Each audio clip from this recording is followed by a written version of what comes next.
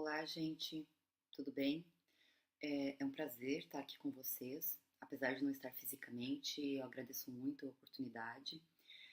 Eu estou fazendo hoje um experimento, que é fazer essa gravação aqui em casa, dessa maneira, com o PowerPoint aqui. Então, como se trata de um experimento, eu espero que vocês compreendam e riam junto comigo de tudo o que for acontecendo. O nosso tema de hoje é sobre os signos distintivos de uso coletivo que podem ser utilizados nas mais diversas áreas e especificamente, como eu trabalho no agronegócio, eu foco bastante no agronegócio. Bem, se eu mostrasse uma garrafa como essa para vocês, o que vocês poderiam imaginar que existe de valor agregado, ativo intangível, que possa estar presente? Conseguem ter uma ideia? O que eu posso colocar nessa garrafa? Bem, eu posso ter muita coisa.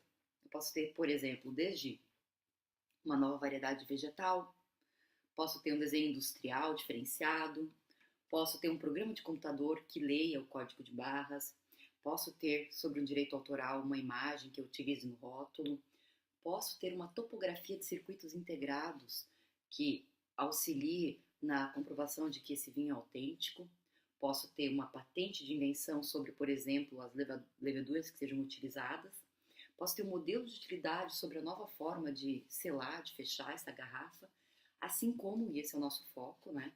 Posso ter uma marca individual ou coletiva ou de certificação e também uma indicação geográfica. Uma coisa tão clássica como o vinho, a gente pode ter muita coisa presente. E nós vamos focar especificamente nesses signos distintivos, em especial os de uso coletivo. Bem, para falar disso, é importante a gente fazer uma introduçãozinha dentro do direito de propriedade intelectual. O que eu protejo com esse direito? Eu posso proteger três aspectos dos ativos intangíveis que nós temos hoje capacidade de apropriar. Eu posso ter, deu uma deformadinha porque eu estou usando um outro computador aqui, mas dá para ler. Eu posso ter bens intelectuais que sejam relacionados à proteção da novidade, bens intelectuais que estejam relacionados à proteção da originalidade e em relação à distinguibilidade. O que eu protejo que é original, o que está relacionado com a originalidade?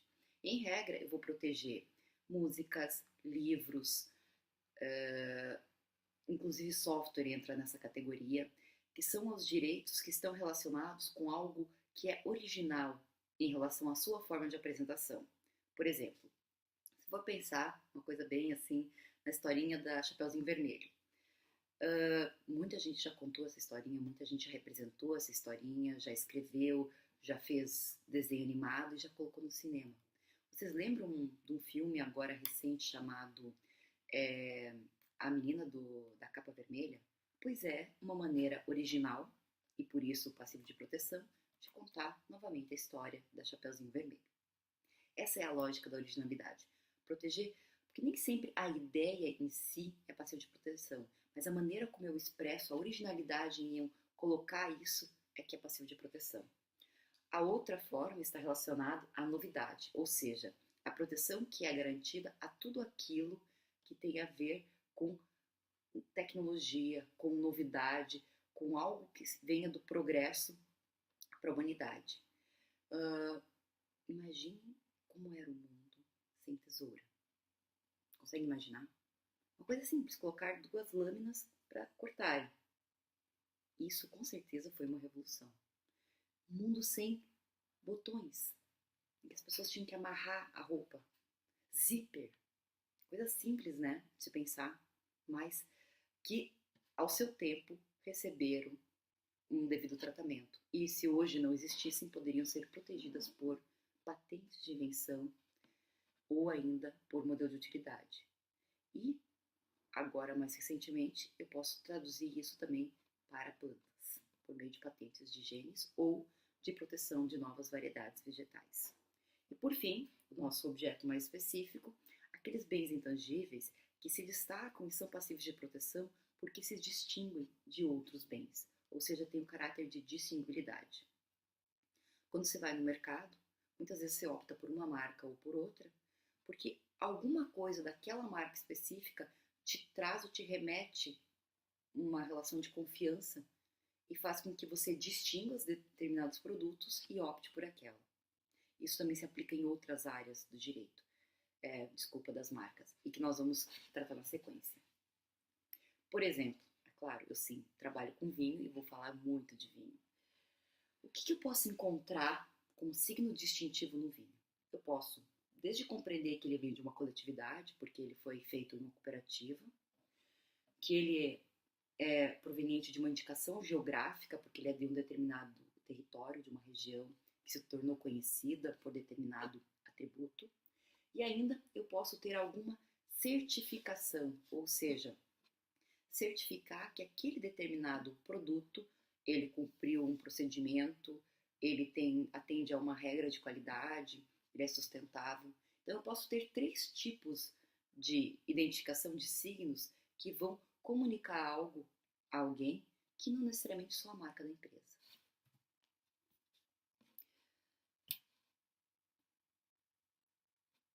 Essas aqui são alguns exemplos de marcas que nós chamamos de marcas individuais, que são usadas para produtos.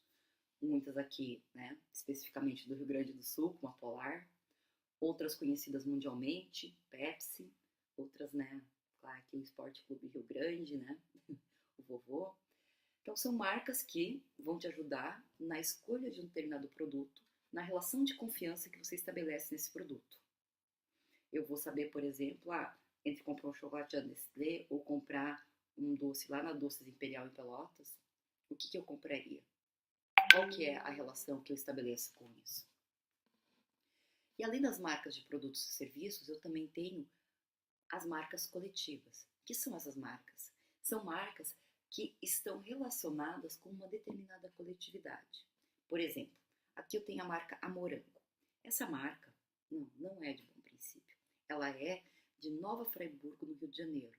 E ela foi desenvolvida e trabalhada entre uma coletividade de produtores de morango que tinha o objetivo de transmitir para o consumidor um determinado significado, uma característica, que era, eles produziam naquele local, eles produziam coletivamente, eles tinham uma forma de embalar, que tinham cuidado com o morango.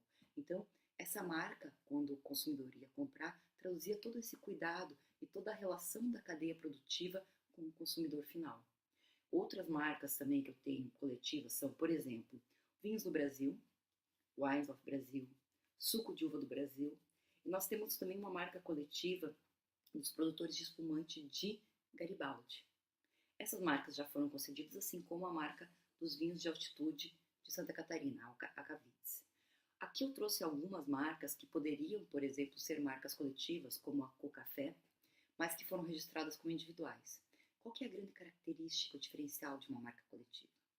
É por meio de um signo, você conseguir remeter o consumidor uma relação de confiança com toda uma coletividade que esteja num determinado local ou que tenha características em comum. Você não precisa transmitir cada uma das marcas individuais de cada um dos produtores, mas com aquela marca coletiva você consegue estabelecer essa relação. Temos também as marcas de certificação. O que são marcas de certificação? São marcas que transmitem uma determinada qualidade em todos os produtos que elas estão presentes. Por exemplo, aqui eu tenho o IBD, o Instituto Biodinâmico, que nesse caso aqui faz uma certificação de produto orgânico. É o mesmo caso da EcoCert. O que eles transmitem quando tem um produto que tenha essa marca aqui? Que aquele produto passou por uma análise, por uma avaliação, e ele cumpre os requisitos relacionados à regulamentação da produção orgânica. Essa é a lógica. Aqui eu tenho outros exemplos, como por exemplo, FSC 100%, que é um produto que diz que aquela madeira vem, o papel, de floresta 100% reflorestada. Aqui eu tenho uma marca diferente, nova, interessante, que é sobre produtos veganos. Esse daqui certifica e garante que aquele produto é vegano, ou seja, não tem nada de origem animal. E tantas outras. Importante destacar que o Inmetro, ele não certifica nenhum produto. O que ele faz é estabelecer normas que são obrigatórias, regulamentos obrigatórios, e também acreditar empresas que certificam produtos. Essa é a lógica do Inmetro. Ela acredita, por exemplo, a EcoCert, e a EcoCert, então, com esta acreditação, vai fazer a certificação. Então, o Inmetro, ele não certifica ninguém, ele é um órgão regulamentador da parte de certificação e acreditação no Brasil. E, por fim, as nossas indicações geográficas.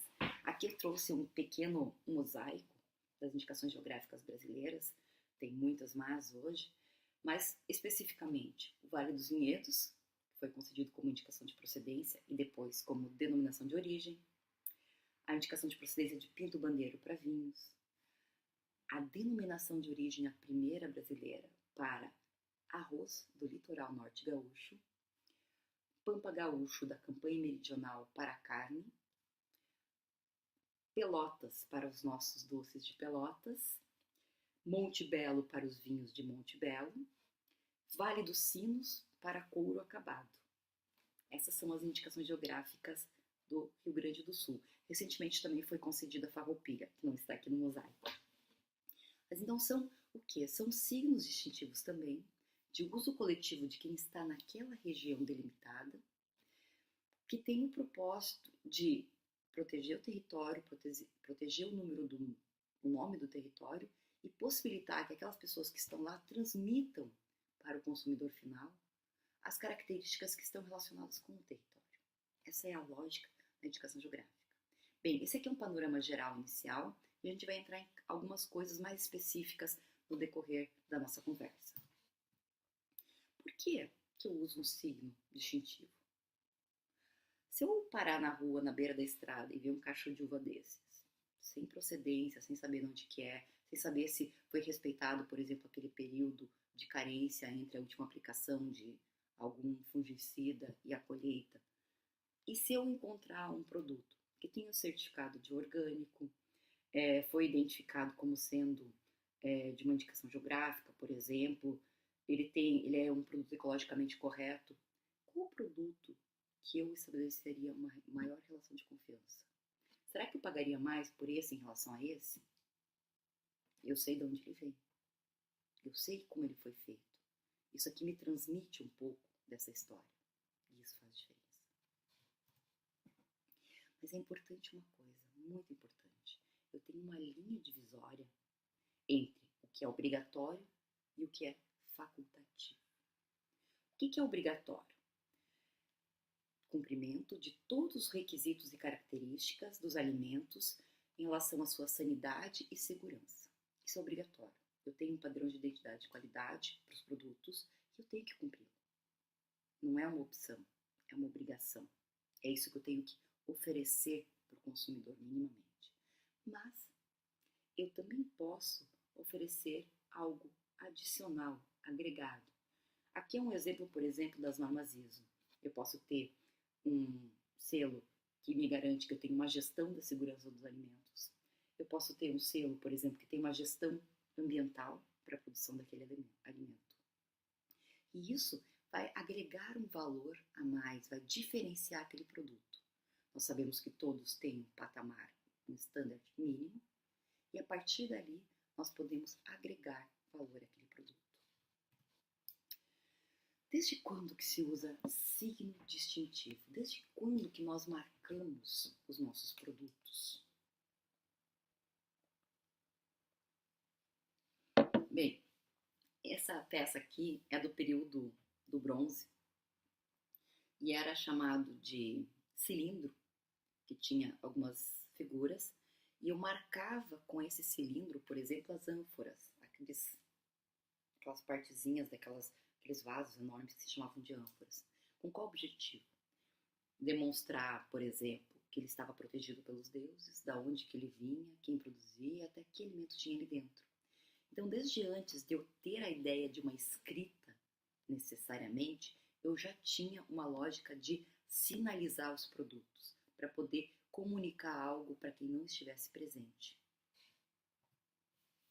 E hoje, eu posso, utilizando uma teoria de semiótica do Pearson, dizer que um signo que eu tenha tem como função para eu, interpretante, lembrar, ao admirá-lo, de um determinado objeto.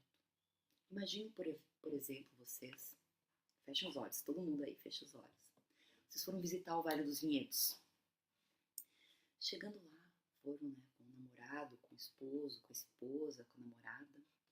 No final de tarde, sentadinhos, vendo o pôr do sol, tomando um espumante. Tem coisa melhor? Lá dentro do Vale dos Vinhedos. Bem, quando vocês forem no mercado e por um acaso encontrarem um signo que identifique como sendo Vale dos Vinhedos, o que vai acontecer? É essa imagem, é isso que vai ser captado lá pelo teu subconsciente e vai fazer com que você opte por um produto ou outro. Isso funciona para vinho, isso funciona para tudo. A nossa memória afetiva, a nossa memória sentimental, ela nos auxilia, ou não, né, a fazer escolhas o tempo todo. E esses signos, eles vão nos auxiliar a identificar melhor esses padrões que nós já temos, seja para o bom ou para o ruim. Essa é uma das maneiras que nós funcionamos. Por isso que os signos são tão importantes em cima de determinados produtos. E como que eles foram surgindo e se desenvolvendo? Primeiro, eu tinha signos que indicavam a origem geográfica de um determinado produto. Ah, imagina a Idade Média. Aqueles tecidos vêm da região do Flanders. E na região do Flanders, na Europa, é o melhor lugar de fabricação de tecidos. Eu confio pela origem do produto.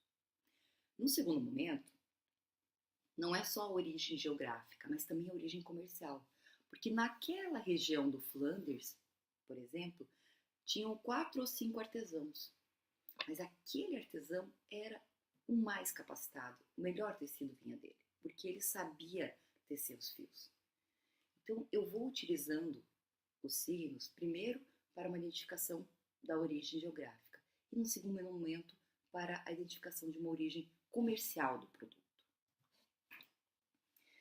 E daí, eu começo a ter, por exemplo, pensando na região de Champagne, na região da Espanha, que trata de cava, várias marcas que vão trazer não só uma distinção, mas uma qualificação do produto.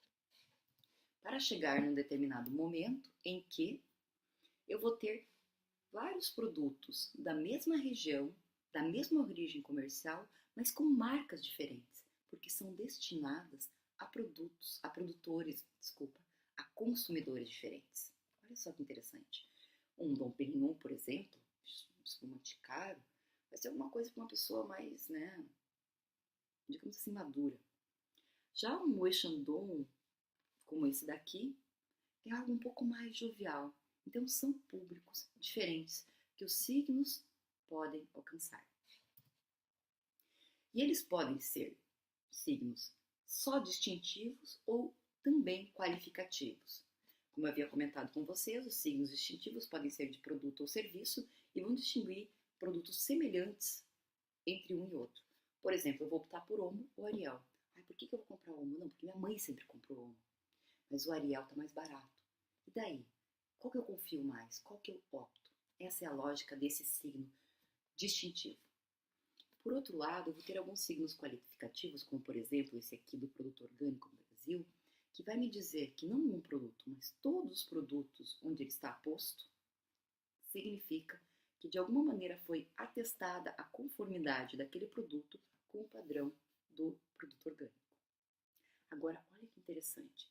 A indicação geográfica, ela consegue reunir os dois. Por quê? Eu posso distinguir uma de outra. Esse aqui é do Mamão de Mossoró, tá? Fica no Rio Grande do Norte. E esse daqui seria da indicação geográfica europeia. Então, eu posso, hipoteticamente, comprar um produto de uma indicação geográfica ou de outra indicação geográfica. Eu tenho a distinção. Mas dentro dessa indicação geográfica, os produtores que se encontram lá têm características comuns. Então, todos aqueles, assim como o orgânico, que têm direito ao uso e a pôr ao produto deles a indicação geográfica, vão, de certa forma, demonstrar que eles seguiram alguns padrões, alguns procedimentos internos. Como, por exemplo, no caso de Mossoró, que o melão é proveniente daquela região, que tem características diferenciadas e torna esse melão, eu já provei, bem mais gostoso. Então, essa qualificação e distintibilidade é reunida dentro da indicação geográfica. E outras coisas também são interessantes. Ai, deu uma alteradinha de novo. Eu brinco que existem qualidades que são mais do tipo mediterrânea e qualidades mais do tipo anglo-saxônica. Imagina, por exemplo, um espanhol, né? Espanha, algo mais fluido, né? E imagina um alemão. O que o alemão procura? O alemão quer saber se está limpo, se cumpriu os padrões de identidade e qualidade, se as características são de acordo com a legislação, ou seja, ele quer saber se aquilo que é obrigatório foi cumprido. Essa é a lógica da característica anglo-saxã. Já o mediterrâneo, o espanhol, ele vai atestar algo além, que é o sabor, a cultura, a tradição, o saber fazer, o território, a tipicidade daquele produto. Não é algo que seja obrigatório, padrão, standard, mas é algo que vai trazer um diferencial que muitas vezes não é para ser medido em laboratório, mas hedonicamente a gente consegue distinguir. E a indicação geográfica trata disso daqui. Então, o que é uma indicação geográfica? A indicação geográfica é a representação da cultura, da tradição, do saber fazer, da história, do território, da constância e da reputação daquele produto. É isso que é indicação geográfica. Você olha para um determinado produto e você sabe, por exemplo, que por trás da carne do Pampa tem toda uma cultura e uma tradição campeira, gaúcha, que representa naquele signo aquela carne. E como eu posso proteger essa indicação geográfica? Aí sim, por meio do registro dos signos distintivos junto ao NPI, por meio da promoção por marketing, publicidade, de uma administração adequada e de um controle efetivo. Alguns princípios que eu posso aplicar para compreender essa lógica da indicação geográfica. Por exemplo, se eu tratasse de uma marca só poderia ser protegida se o sinal estivesse disponível. O que isso quer dizer?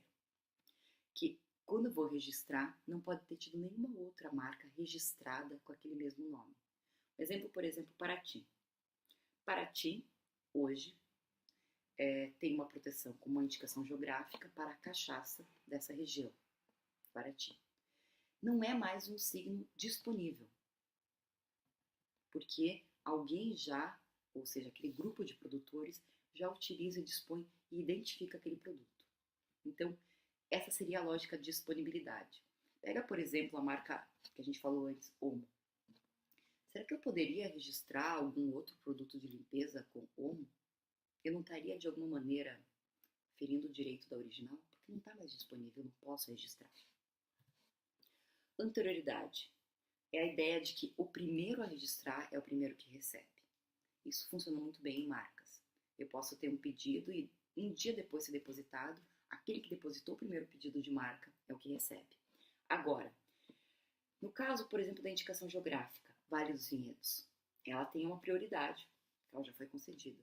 Será que eu poderia ter um outro produto naquela mesma região? Ou não? Essa é uma dúvida interessante. Se eu tiver um outro produto que se tornou conhecido, por exemplo, em Pelotas, além dos doces de Pelotas, pêssego, será que eu posso proteger como indicação geográfica ou não? Eu não tenho respostas, tá?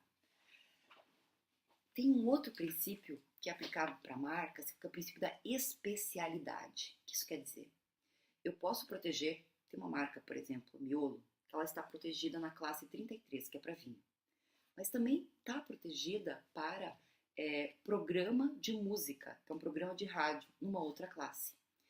Isso quer dizer que cada marca ela pode ser protegida dentro de uma classe determinada. Classe de produtos, serviços, determinados tipos de produto.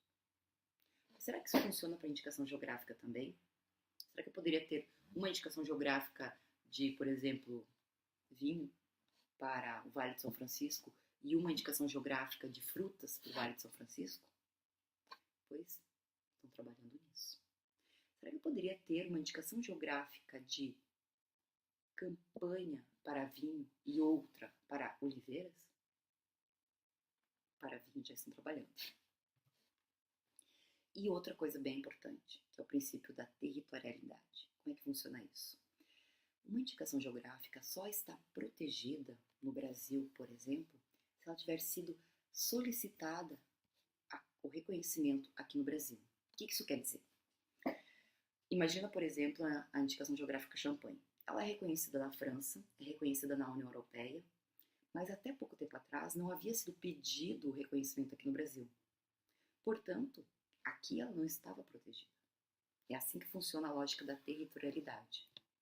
Eles pediram reconhecimento e hoje sim, a indicação geográfica champanhe está como denominação de origem reconhecida para aquela região francesa.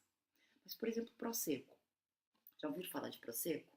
Aqui no Brasil é uma variedade, mas na Itália é uma região, uma denominação de origem.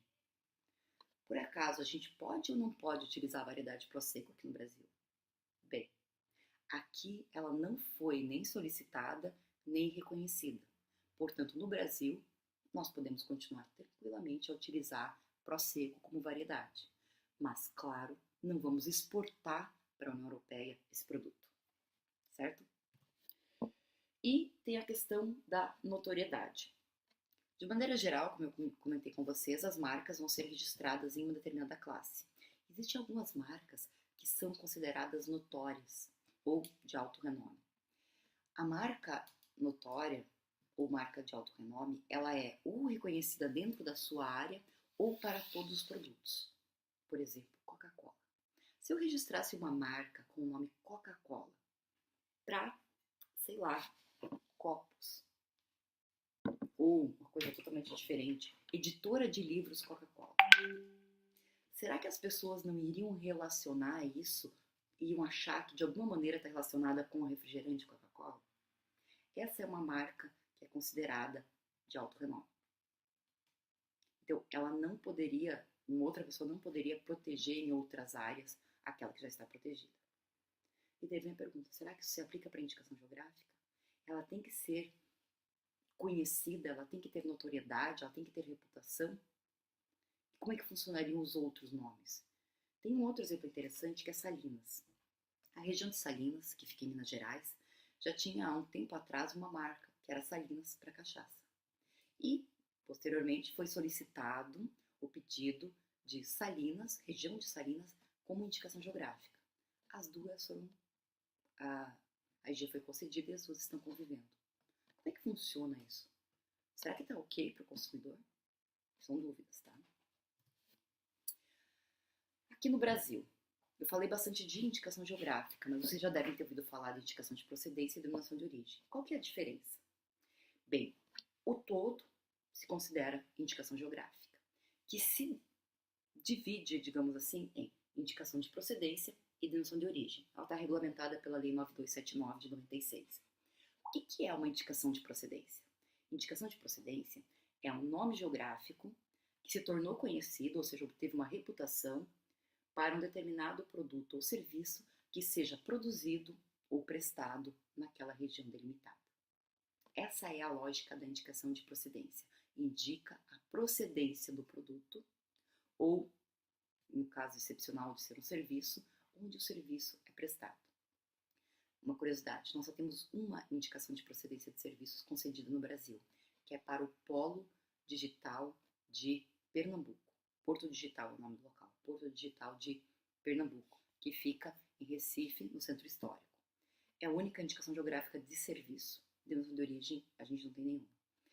Mas só para vocês terem essa curiosidade. A regra geral e a história das indicações geográficas estão relacionadas com produtos. Então, indicação de procedência, eu indico que aquele produto específico vem daquela região delimitada. E a denominação de origem tem um plus, uma coisa a mais. O que é?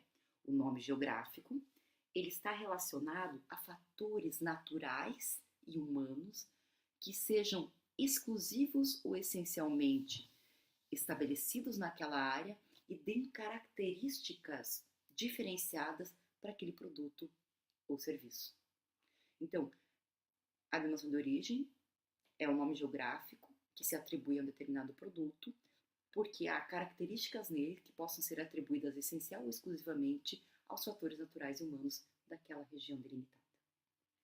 Aqui no Rio Grande do Sul nós temos duas denominações de origem. Vale dos Vinhedos para vinhos e litoral norte gaúcho para arroz.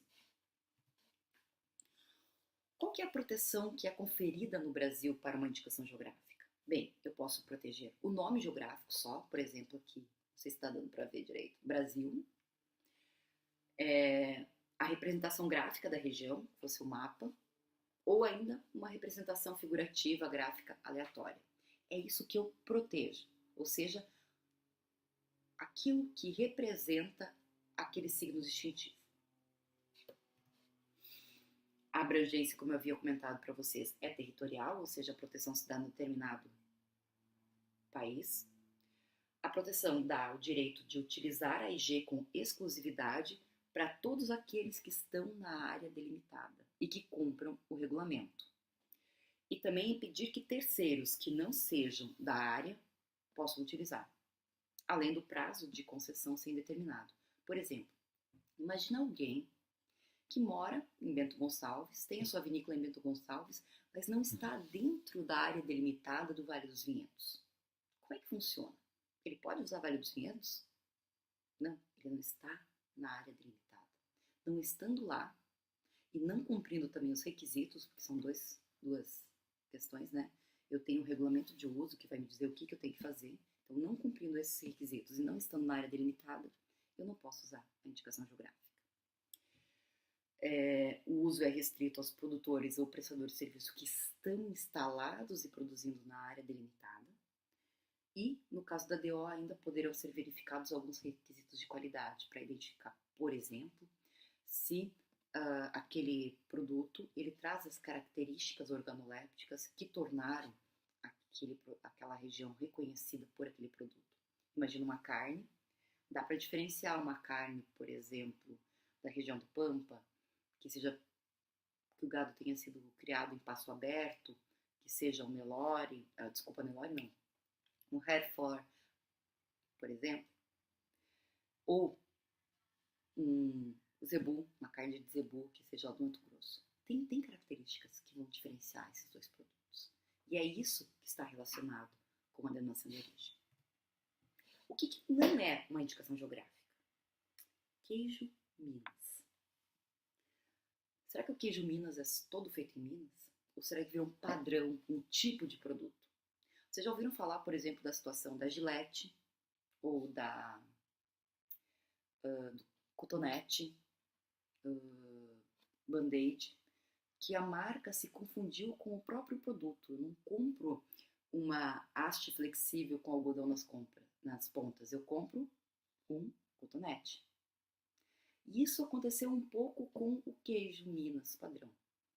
O queijo Minas, ele tem um determinado tipo, e hoje se faz queijo Minas em todo o Brasil. Então não seria mais possível reconhecer uma indicação geográfica para Minas. Essa é a questão. Há outras situações, por exemplo, lugares que é óbvio, tão conhecido que não vai ser realmente produzido lá. Havaianas. Será que alguém imagina que as Havaianas são feitas no Havaí? Ou a Antártica, será que ela é feita na Antártida?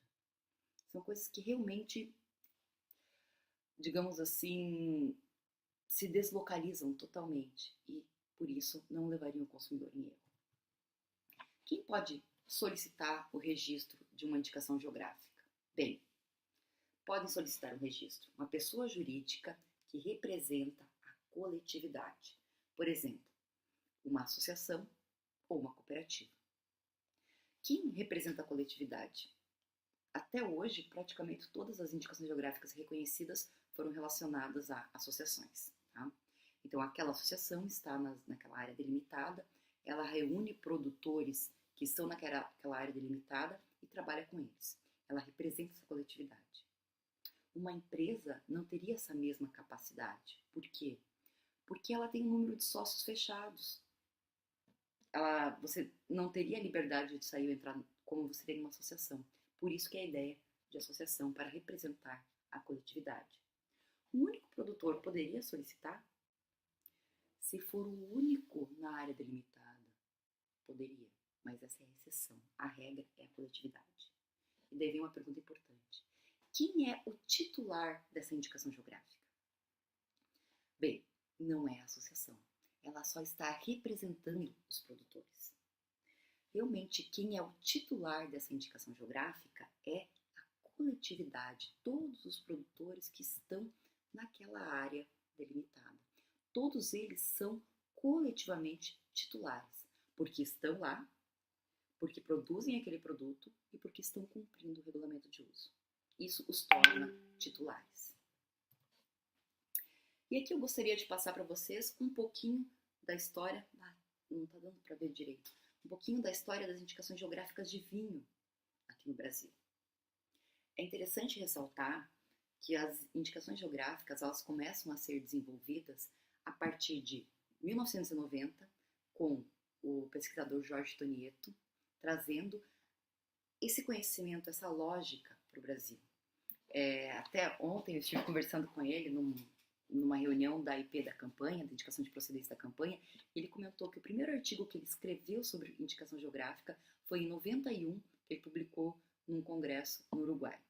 Não tinha nem a lei aqui no Brasil ainda que protegesse indicações geográficas. E a ideia dele era, bom, eu acho que com uma indicação geográfica eu vou poder preservar a cultura e a tradição daquela região e promover o desenvolvimento. Foi essa a ideia inicial. Em 95, se começa o primeiro projeto de indicações geográficas dentro da região do Vale dos Vinhedos, que vai se tornar depois a primeira indicação geográfica brasileira. E em 2002, eu tenho a primeira concessão da indicação de procedência, Vale dos Vinhedos. Ai, eu tô triste porque não tá aparecendo. Ai, talvez vai ficar muito ruim. Bom, eu espero que dê. A luz mudou aqui dentro. Como é que funciona? Hoje, o que nós temos? Eu tenho algumas indicações de procedência, no Brasil, 6 para vinho já concedidas e uma denominação de origem. Quais são? As indicações de procedência: Vale dos Vinhedos, Pinto Bandeira, Altos Montes, Monte Belo, Vales da Alvaguete e Farroupilha já foram concedidas aqui no Brasil, e a denominação de origem. Além disso, estão sendo trabalhadas outras 2 indicações de procedência: Campanha Gaúcha, para os vinhos da Campanha Gaúcha, e Vale do São Francisco. Então, é isso que hoje eu tenho como panorama de indicações geográficas para vinho. Bem, que são essas 2 que eu havia comentado com vocês. Esse aqui é um mapa, acho que agora dá para ver melhor, das indicações geográficas de vinhos finos. E eu tenho aqui especificamente mais o Vales da Alvaguete. Então aqui a gente pode ter um panorama de onde eles se localizam no Brasil. Eu tenho já concedido Altos Montes, Pinto Bandeira, Vale dos Vinhedos, como indicação de procedência e denominação de origem, com 2 áreas delimitadas diferentes. Monte Belo, Farroupilha já foi concedida agora, recentemente, e Vales da Alvaguete, que é um vinho de mesa, um vinho feito de híbrida, e que fica em Santa Catarina, ali na região, na área de Uruçanga. E em construção, então, a Campanha Gaúcha e o Vale do São Francisco. Aqui eu tenho especificamente as delimitações das indicações de procedência e denominação de origem da Serra Gaúcha. Então, vamos lá. Vale dos Vinhedos. O que é o Vale dos Vinhedos? Além de ser a primeira área pioneira, ela tem, digamos assim, sido um local em que tem se desenvolvido uma série de estudos para verificar como que se tem dado a indicação geográfica, o desenvolvimento dela naquela região. Qual que é o histórico dela? Com a criação em 95 da Aprovale, foi iniciado o processo depositado e, 95, 2002 é que é reconhecida a indicação de procedência. Em 2005 se inicia o processo do pedido de reconhecimento da denominação de origem, o qual é concedido em 2012. Como vocês podem ver, não é uma coisa de 1 ano, 2 anos. É realmente um trabalho de levantamento de dados, de compreensão da área delimitada, da cultura, da tradição, da história, de como esse território ou terroir influencia o produto, e daí sim a construção coletiva junto com os produtores para se ter essa área reconhecida. Quais são, para a DO, que é o que está valendo agora, quais são as características que são interessantes serem ressaltadas?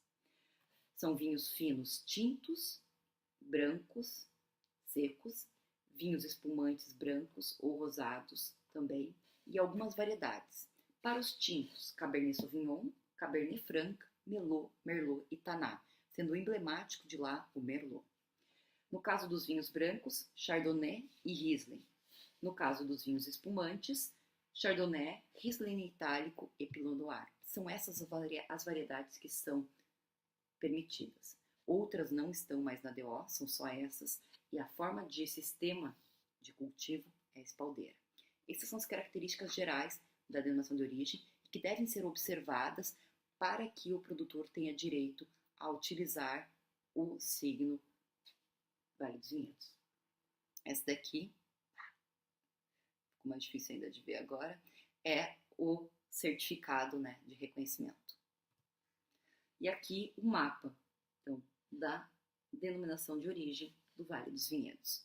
Lembrando que esse daqui, então, são os rios e esse daqui pega o vale entre Bento Gonçalves, essa aqui tá bem difícil de ver, entre Bento Gonçalves, Garibaldi e Monte Belo do Sul. Então é uma indicação geográfica formada por 3 municípios, mas que não abrange os 3 totalmente. Pinto Bandeira.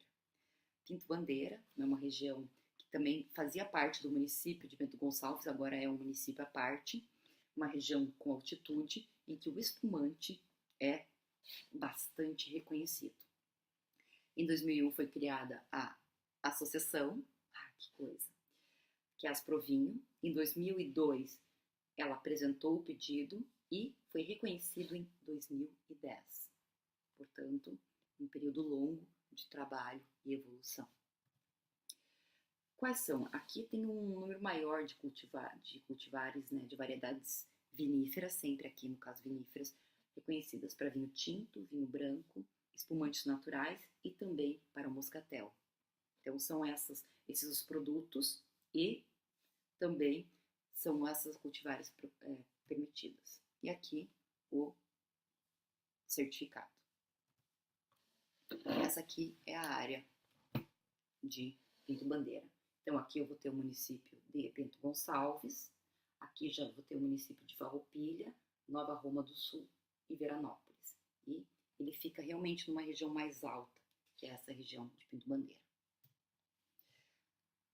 Altos Montes. Essa também é uma indicação geográfica recente. Altos Montes fica localizados nos municípios de Flores da Cunha e Nova Pádua, reunindo os 2 municípios. Foi criada a Promontes, que é a associação, em 2002. Depois, em 2005, foi iniciado o desenvolvimento, né, da IG e o reconhecimento veio em 2012. Também, assim como é uma IP, ela tem bastante variedades permitidas para vinho branco e tinto seco, para o vinho rosado e para o espumante moscatel e para o espumante tradicional. Mas todos também finos. Aqui também, mais uma vez, o reconhecimento e a região. É interessante aqui ver que aqui está Nova Pádua e aqui está Flores da Cunha. E a região delimitada pega partes dos 2 municípios. A Probelo pega a região de Monte Belo do Sul, então, para a indicação geográfica Monte Belo. Em 2003, foi formada a Probelo, que é a associação. Em 2004, apresentou a demanda e em 2013 teve o reconhecimento pelo INPI. Também, assim como as demais, tem uma série de variedades permitidas para o tinto, para o branco, para o espumante e para o moscatel. E pode-se utilizar tanto latada aberta quanto espaldeira. Aqui, então, a área, que vai ser muito próxima daqui da região, então, do Vale dos Vinhedos. Algumas partes, inclusive, se entrecruzam, mas abrange particularmente o município de Monte Belo do Sul. E essa daqui, talvez não conhecida de muitos, mas muito interessante, é o Vales da Uva Guete. Esse vinho é feito com a variedade Guete, que é uma híbrida americana, e que foi considerado, na época, Getúlio Vargas, digamos, bebia e divulgou esse vinho para todos os lugares. O foco deles, deixa eu voltar aqui, é o vinho branco e o espumante. Em 2005 foi criada a Associação dos Produtores, contou com... Essa foi um pouco diferente a construção, enquanto as outras contaram muito com a Embrapa Vivinho e com a UX.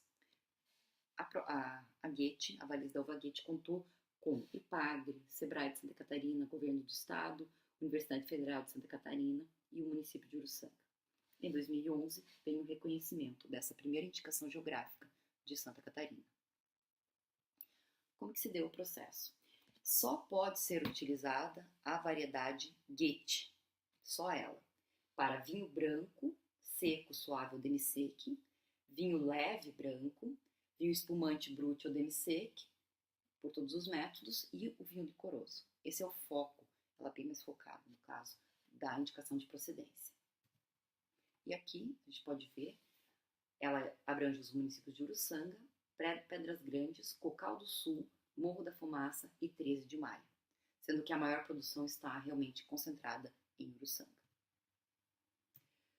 Ainda a Afavim, que é dos vinhos, né, da indicação de procedência de Farroupilha, teve a sua concessão em 2015 e o diferencial dela é que ela usa exclusivamente uvas da variedade da família Moscato para vinhos brancos, espumantes, frisantes e licorosos.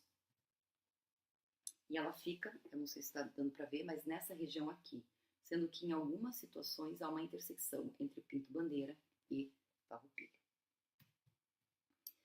Essas aqui são algumas referências, vou deixar à disposição de vocês a apresentação.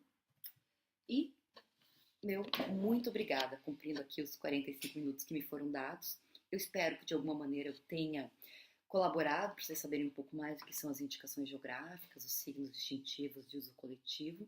E eu vou ficar à disposição, vou combinar com o professor Marcelo, como que a gente poderia fazer. Eu vou estar no Skype, ou Zoom, ou à disposição para vocês quando vocês precisarem, inclusive nesse e-mail que eu espero que esteja vendo, que é kelly.bruch@urgs.br.